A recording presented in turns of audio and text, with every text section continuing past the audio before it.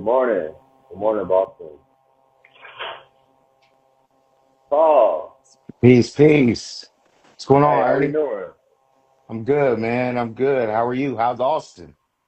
Man, Austin and South by Southwest is awesome. It's always a great networking event, great shows, great people. I can't complain, man. How are you? I'm doing well. I'm doing well. Uh, the snow finally melted over here in Boston. So, you Finally. know, What? Yeah. yeah, we had like four storms, like back to back, a couple blizzards in there. And so now it's finally off the ground. I'm just excited about that. Yeah, no, I'm from Detroit, so I know that like first spring 50, 60-degree weather just hits your body, the vitamin D, the crazy euphoric feeling that only people who grew up with snow understand. Right, right. It's dope. Yeah. Man, well, thanks for joining me on this Saturday morning interview. I mean, you got a crazy story. You're doing so much for the culture and for hip hop. Yeah, definitely tell the people who you are and what you're really about. Yeah, man. Appreciate it. So my name is Paul Willis. I'm a hip hop teaching artist and author of Hip Hop Leadership. I'm from Boston, Massachusetts, but I've also lived on the West Coast for about 10 years. And yeah, man, it's been like 20 years in hip hop, education, social justice spaces, youth development. I've done everything, man, from like leadership development, executive coaching, being in juvenile prisons, the whole nine. And so it's been quite a ride and quite a journey. A long time ago, people tried to tell me that, what I was doing as an artist wouldn't be compatible with what was happening in the nonprofit education space. And then you look up 20 years later, and those worlds have come together in some pretty incredible ways. Awesome, man. So, in the nonprofit space, like, where do you think hip hop and our culture really fits into that? Yeah, I think there's a few different ways, right? I think the biggest thing is around community building. Excuse me, community building and community organizing, right? A lot of folks may not know about the Hip Hop Congress that exists. It's like an umbrella network of organizations where if you care about hip hop culture, if you care about the preservation and the education for young folks, if you care about, it might be different issues in rural communities, it might be environmentalism. In, big cities, it might be some other issues, right? If you care about those things, the Hip Hop Congress kind of gives you a vehicle, to organize your events, to bring people together, and to apply for grants to support whatever your initiatives might be in your, local hometowns. And so, I think a lot of people might experience hip hop in their community, at their schools. It might be a program like a dance class, right? Or a spoken word, writing program or something like that. But they don't see hip hop in like our larger societal context. They don't realize that hip hop can, and already has, right, changed the way that we've thought about the business world. Hip hop can also help us shape policy. Hip hop can also change the way we rethink about philanthropy work, right? And so it can be this cross industry thing that happens because it's a mindset, it's a set of values and beliefs that we hold true to as a culture. So, there are nonprofits that provide some structure, right, and a place to put that energy. Shout out to Big Mike, he's in the chat. He does mental health work and uses hip hop as therapy, right? With beats, rhymes, and life, right here in Roxbury, Massachusetts. And so there are really dope organizations out there and dope people who are doing amazing work.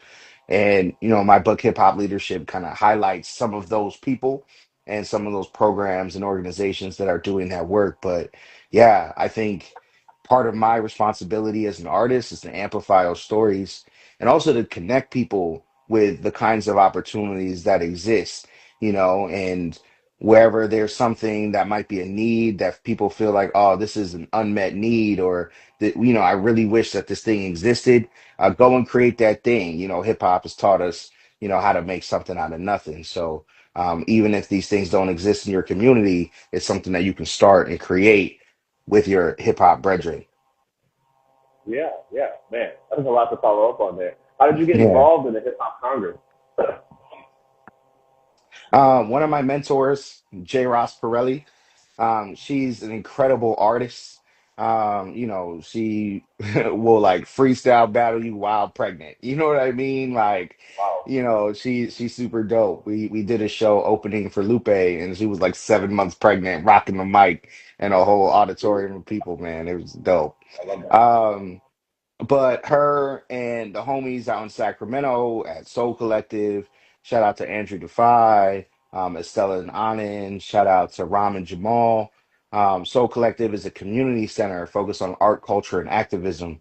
So they would host events, cultural events like Word to Your Motherland, which was an opportunity to kind of recognize different cultural groups from like Ghana to India, right, all across this diaspora, to showcase what hip hop culture looked like internationally. And so there was an opportunity to kind of bring some folks together. And it was probably around a show or something. And J. Ross Pirelli introduced me to Ram and Jamal. And we were all able to kind of have this conversation. That was kind of my introduction to the Hip Hop Congress. And then there was a local chapter that was close by in Auburn, and they were doing workshops in the juvenile hall in Placer County. And so, shout out to Natalie, Rocky, and that whole crew of folks who were going in weekly to meet with kids to talk with them about what their options were, what possibilities meant, and how you can, create a pathway for yourself that is, of your own choosing, and for some of those kids, it was the first time they had people in their lives really tell them that, if the system or the current structures don't work for you, right? You can pave a way out of no way through hip hop. Wow. So that was my Wow. introduction to the Congress and the nature of the work. Yeah. No, and I feel like a lot of people don't know about all the work that's being done. And I mean, hip hop, we've come a long way. I feel like we've Yeah. definitely changed the world. And man, so you're an author. You wrote a book. Tell me about your book. What's the title? What inspired you to write it? Like, obviously, as rappers, musicians, we're writers naturally, but what inspired you to do that book? Yeah. My book is Hip Hop Leadership. I got it on my kitchen table right now, so y'all can Yeah. see it. Hip Hop Leadership. And it's really this it's a framework, right? Understanding the way that our world works. And so what inspired it was really I went through a number of different leadership development programs, right? And if you've ever been like a manager or maybe a director at a corporate company or maybe a nonprofit organization, professional development is something that regularly happens. It might happen on a monthly basis. I was part of an organization that thought about professional development on a weekly basis. And so I saw a lot of different trainings around trauma, the connection between the mind and the body, and leadership development specifically, the difference between being a leader in title and then being a leader in influence, right? And so Mm. there was a lot That's to a kind of bar. learn. Yeah, yeah, The there's bar. a lot to learn in that just journey and process of like self-discovery and understanding, what is my role and then how do I influence others in this really positive way. Um, I went through a couple of other leadership training programs that were a little bit more formalized, right? Organizations that did that work full time. One was the Catalyst program through the Sacramento Asian Chamber of Commerce. And that was led and taught by Jim Tabucci, who's another one of my great mentors. And I remember sitting in this class, it was like lawyers and doctors and business people. And I was somebody coming out of the community and education space, and I'm a rapper, and I'm the only one in the room that comes from that background. I remember sitting there and not saying anything the entire first class, and Jim pulled me aside afterwards and told me that the thing that brings you to the table that you can provide value on that all these other folks don't necessarily have is this direct connection and relationship with community. He's like, you can walk into any projects, you know what I mean, like neighborhood, in Sacramento and do the work and fit in with parents, students, all that kind of stuff. He was like, some of these doctors and lawyers and people, they don't have that level of trust and connectivity that you have. And so it's a incredibly valuable perspective is, keeping people proximate to the issues while they're working on some of the stuff from maybe a policy perspective or a business or legal perspective and things like that. Um, but organizations like that, organizations like the Nehemiah Emerging Leaders Program that did leadership development specifically for, mid-career professionals of color looking to enter into, the corporate office, the C-suite, sit on boards and commissions in the city and the state level. I went from being a student, and a participant in those cohorts to then leading and training, with those cohorts. So, that experience really showed me that there are some people who think leadership is extremely valuable and are willing to invest thousands and thousands of dollars into the development of their teams and their managers to, help them become, better leaders and create more value within their organizations. But for me, leadership didn't look like that. It didn't look like suit and ties. It didn't look like corporate offices and the boardroom. Leadership looked like, my grandmother who was a nurse, right, who would give back to the community and had ties throughout our entire neighborhood. It looked like the bodega owner who would open tabs for people who didn't have money so they could feed their family and they figure out the money part later. It looked like, the OGs in the park who'd be like, Yeah. yo, it's not safe for you to play here today. You know what I'm saying? You got to go to that other park and we'll let you know when it's cool to come back around. You know what I Yeah. mean? That kind of thing, even without any of the clothes or the money or the titles, right? Those were ways that people really demonstrated, what they believed in, what their values were, and stood up for others. And so, that's really at the core of this thing is to show that, leadership doesn't just look like this, right? And in the hip hop space, we see people who demonstrate leadership values all the time, but it doesn't get recognized or praised unless there's a dollar sign behind it, right? So if you are a business leader, if you've made the most money, maybe if you sold the most records, then there are plaques for that. There are trophies for that. But if you don't have like those type of accolades, and you're somebody like Josiah Bruni, right, who started a nonprofit organization out of San Bernardino, there's not a trophy for the nature of the work. Yeah. His organization, Music Transforming Lives, out of that area, is doing incredible work around music education, workforce development, giving back to community, right, and that kind of thing. But there's not an official recognition. And so if we Yeah. don't create those opportunities, right, and those pathways for us as a culture, then nobody else is going to do it. And my friends in the education space, they're writing the research that's going to change our world. They're writing books, they're creating conferences, right? They're creating their own pathway. 20 years ago, I couldn't study about hip hop. I couldn't write about hip hop. I, went to a school that intentionally was just like, that's not rigorous. This is too pop culture. You can't talk about these things as evidence or examples of, something that we know to be true in our lived experience. And so to see, even people like D1, right, carve a path for himself. Yeah. He's teaching a class, hip hop and social justice at Tufts, right? We've got the Hip Hop Education Center in New York. We've got people like Lupe Fiasco, right, teaching at MIT, right?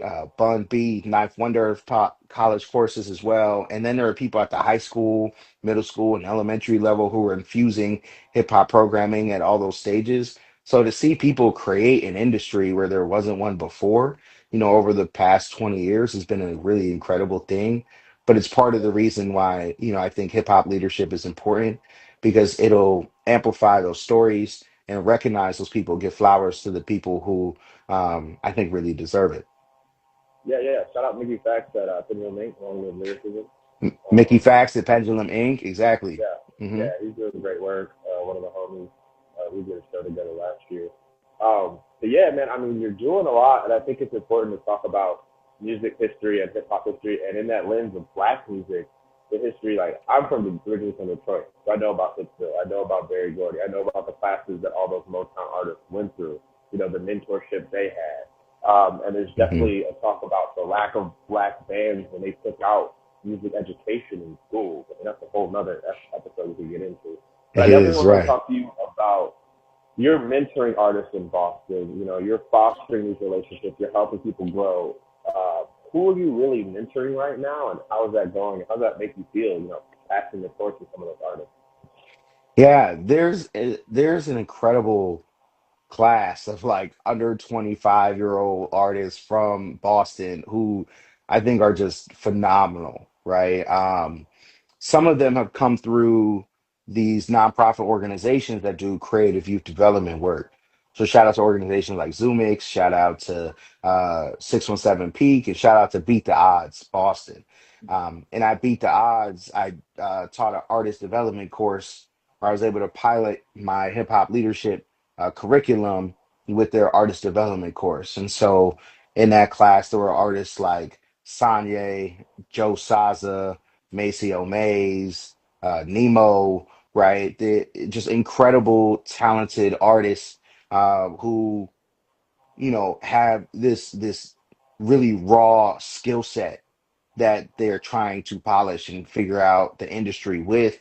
Um, but for me, the mentorship really looked like figuring out who do you want to be in the industry before getting into publishing and royalties and these mechanics, etc. I think having an understanding of what are your core values, what are you willing to stand for, how do you want to do business, who are the kinds of people you want to do business with, right? And then creating that identity for self so that they have that security, right, of knowledge of self before going into all of the other kind of elements of the business. And so those are a few of the artists that I've mentored, but there's a whole bunch of other artists across the city who didn't exist in those programs, right? So Bishop Toussaint was one of those folks. He was a student at Emerson. Somebody invited him into the class and he was like, can I just stay for the rest of this semester with you to take your course, right? And he's doing incredible work in like the media art space as well. He's a Haitian artist, and so he just released a project called 1804, and he's got a few other projects that are coming that really kind of demonstrate some of the stuff that we're talking about, preserving hip hop and cultural history, through lyrics and beats and, sample selection, all that good stuff. But there's some really dope, work that's coming from that generation that's 25 and under. And it's not just them, right? Like I'm 39.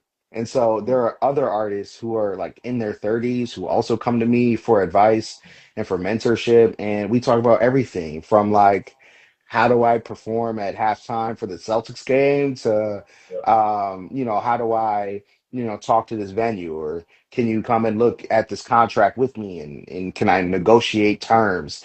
And so it's a range of artists, right, and experiences. But I think the most important thing that I try to communicate across the board is leading with your values first, leading with love, like treating people with respect, dignity, humanity, because we know that that can be missing, from a lot of the industry conversations, but it's how we try to do things here in Boston. So for some folks, it's a slower road, but it's like, what I'm saying, the one with the most integrity. yeah, no, that's awesome. And I keep meeting rappers from Massachusetts, so there's something in the water up there for sure. Oh, for sure. Yeah, Yeah. yeah, like there's something in Massachusetts is bubbling. Um, But yeah, nah, and we definitely got to talk about we linked up because I've been having live music reviews every Tuesday for the past couple months. But right now, I'm in the middle of Hmm. our live music review tournament bracket. You know, March Madness, we're gonna give $1,000 away for the best song, the craziest songs that I hear in that tournament. And you submitted a track. It was conscious. It was hitting. The bars was there. Tell me about that track. Tell the people like what's it called, how to make it, what inspired you to make it. Hmm. Yeah. Was this the, yeah, I think this was the Christmas Conscious.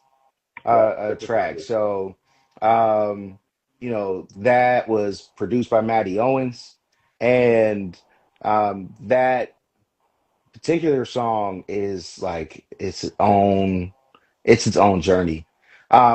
But actually, let me think. Ernie, was it that song or was it the social commentary and advocacy song with Brandy Blaze? I think it was Christmas Congress. It was Christmas Conscious. Okay, that's what I thought. That's what I thought. Um, and so Maddie, he was working with like 60 artists to flip like an album for Christmas, right? Mm. And when was the last time that we got a hip hop Christmas album? Right? It's Yeah, it's 60 probably been artists too. probably been a Ooh. while. Yeah, and so Duh. he decided to lock in from like the first day of December all the way up Mm. to Christmas to like produce, write, record a whole album with folks. And you start to see the clips and you start to recognize some of the artists who are going through there. And folks are doing R&B records. Some folks are doing, sexy drill records for Christmas. There are other folks who, doing like trap songs for Christmas, all this kind of stuff. And there was somebody who got in the comment section to like talk about some of the lyrics, right, in one of the other songs. And um they were like offended by what somebody was saying, you know what I Mm. mean? And um they were just like, how can you talk about, you know trapping, getting money and this and that for Christmas? And my thing was,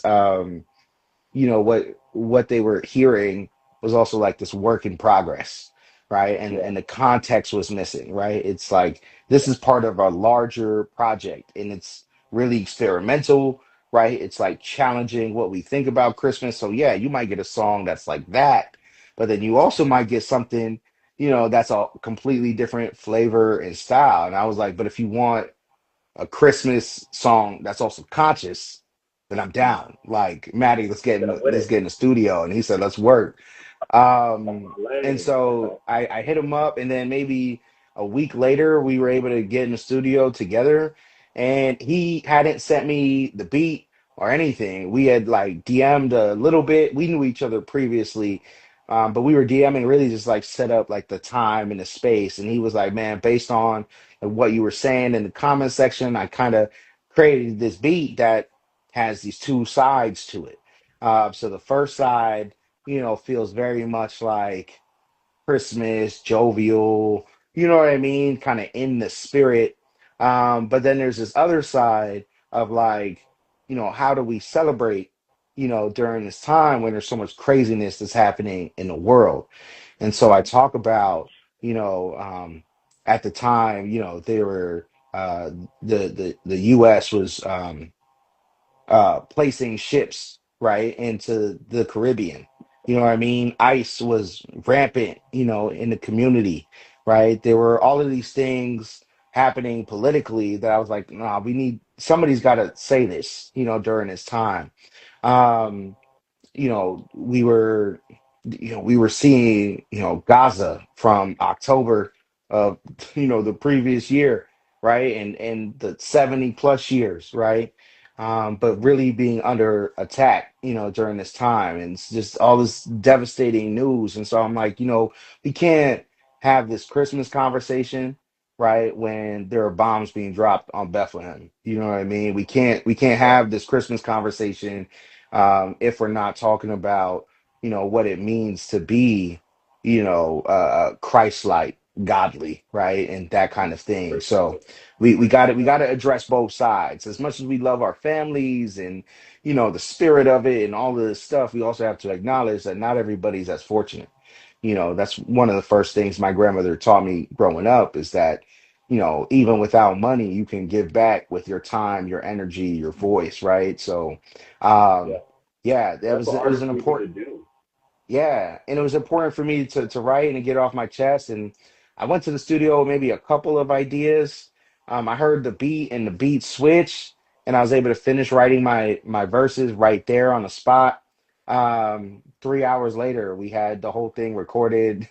You know what I mean? And Maddie had a guy, Matt Flynn, who was videoing and documenting the whole experience, right? Working with 60 plus artists and everything. And he said, man, nobody's come in here and done anything like that. We've got like a whole bunch of tracks, almost 60 tracks, but nobody's tracks sound like what you just said and what you just did. And he asked me to shoot a music video, for it. And I was flying out to California in a couple of days. So, we recorded the song maybe on like a Wednesday or a Thursday. And then that Saturday, we went and we shot the music video in downtown Boston near Copley Square, and then I hopped on a plane the next day, and I was gone for a couple weeks. Wow. No, that's awesome. Man. And Yeah, we talked about your education, your leadership, your development, teaching, mentoring. How would you describe your music as an artist? yeah. I think it's very like grounded in hip hop culture, right? And it's part of the legacy, right, of the griots, the West African griots who would travel through West Africa, South Africa, sharing stories, poems, through the word and through the drums. And so, I try to take all of that history of black music and then also infuse it into the work that I create. So when you're listening to an album, it might sound like hip hop for some tracks, then you might get some spoken word, and then you might get something that's like hip hop and jazz influence or hip hop and funk influence, right? Or what I'm saying, hip hop with Caribbean or African references, right? The lyrics are all stuff that's about my life, right, or social justice issues that I care deeply about. Sometimes I'm telling stories from my students' perspective, right, or from a community perspective, things that we can stand on. Um, yeah, and things like that. My Wonderland album, right, was about home gentrification, the role of hip hop artists in uplifting social issues, and so there's a lot of personal stories on there, right? But hip hop leadership is about these leadership values, working collaboratively with my students, with community organizers, right, to put a project together that really reflected these values that I think exist within hip hop culture. And so when you go deeper into the catalog, you know what I mean, and you go to some of the earlier work, you get a lot of like social justice music, you get a lot of music about education, different stories, different political issues, social issues. um, but yeah, it'll sound like a lot of like classic hip hop that's soulful, jazzy, and really kind of rooted in our history. Yeah. No, that's fire. That's definitely fire. Well, man, Thank you. tell us what you're working on currently. What's coming up next? Us artists. Hey, what's next? What's next? So like, hey, what are you working on Yeah. this year? You got any goals? No, I mean, look, the book just came out last year, in Awesome. April. But it's growing. And so part of my goals for this year is to continue to expand the reach for the book. And it's an album, a book, and a curriculum. So I'm like, it's the new ABCs of rap. Uh, Yeah. but it's in 14 states right now, where we have readers and also people who are teaching, right, the book and the curriculum. I'm actually flying to Sacramento on Monday, for a Hip Hop Goes Global conference at Natomas Charter High School. And so I'll be up there doing a master class and a keynote engagement. And then I have a show later that evening in downtown Sacramento. And so, looking to really just expand the reach of the book across the country.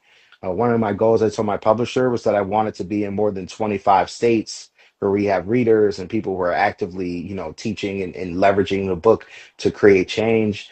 But I also just shipped off the book to Johannesburg, South Africa, and to Montenegro, you know what I'm saying, out in the Balkans area.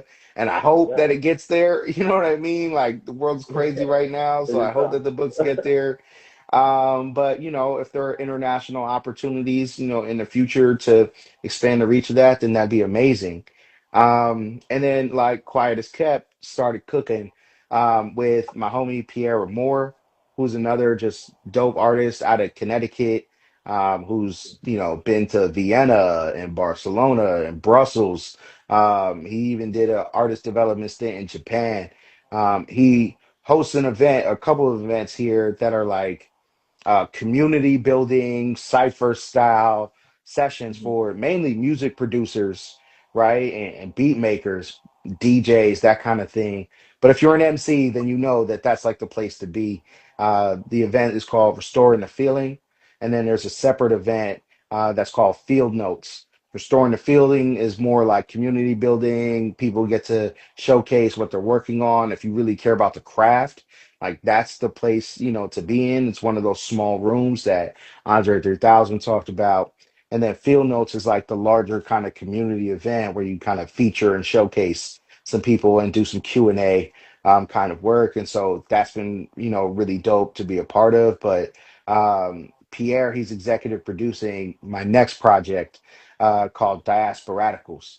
And that's an opportunity again to do more of the work that we've been talking about, but if, you know, the Department of Education, if they're, taking our culture and our history out of classrooms all over the United States, the place where it needs to be really preserved is in our art. If there's no funding and no grants for this thing because they're erasing all the DEI language, that's Mhm. fine. Hip hop has always been the space for that, development of critical consciousness, right? And building that awareness. And so, for Yeah. me, that was Black Star, you know what I mean? That was Nas, right? Some Common, etc. Queen Latifah. There were so many dope artists who kind of helped build that for me. Listening D'Angelo, right? Lauryn Hill, artists like that really helped me understand what it meant to be part of a global political, struggle, the liberation movement, the People's Party, right? All that kind of stuff. So there's so much to learn, and that's what we're trying to put into that particular project, from like where we're pulling samples from, to leveraging like quotes, interviews, right? Little snippets of ear candy. And we're working on a project in a really unique space too called the Black Indian Inn.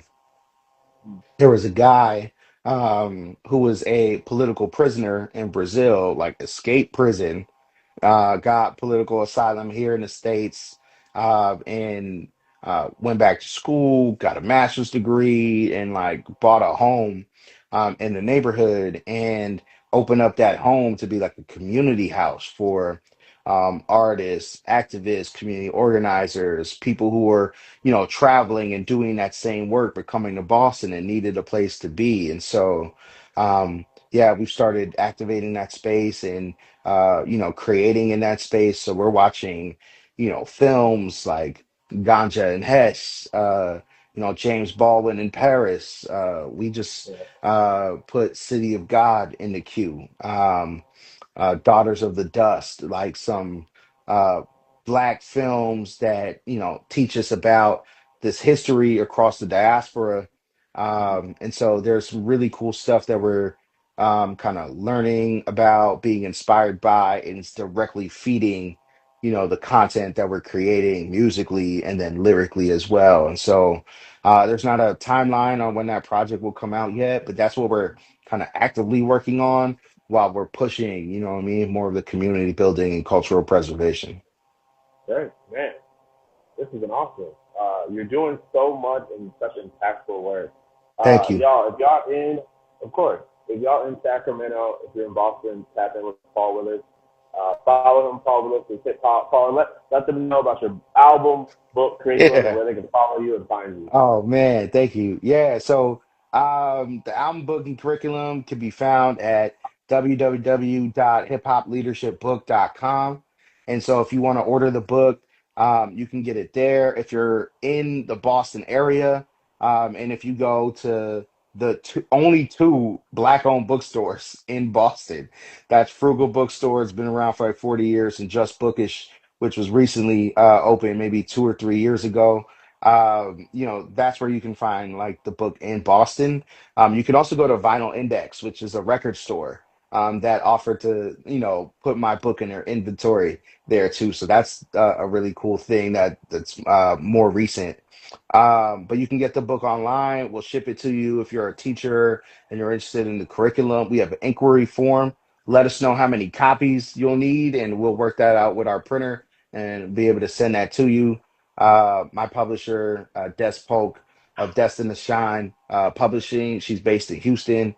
And so, yeah, we're working with a black-owned printer in Houston through her relationships. And so, yeah, it's a really cool thing. Some people want us to like print through Amazon or like Barnes and Yeah, Nobles, but those, billion-dollar companies don't need more of our money. You know what I'm saying? We yeah, we yeah, try yeah. to, what I'm saying, support the people and the businesses that support us. And so that's where people can find it. And if they want to find me, I don't have a manager. There's no label behind me or anything like that.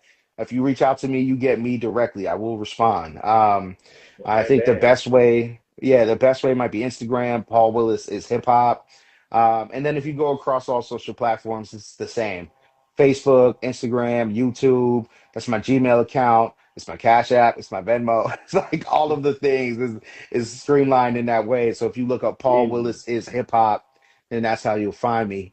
I did a Google search, Ernie, of like all the Paul Willises in the world, and there's like a cultural theorist and a pig Mm-hmm. farmer, but there's no other Paul Willis in the world who raps.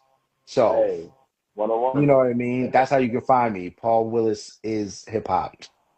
Great. Awesome. Y'all, this interview will be available on the Crazy Bible I Heard podcast. Make sure y'all follow that CBIH podcast on Instagram. Paul, appreciate your time. Appreciate your Thank you. wisdom. Appreciate your leadership in hip hop.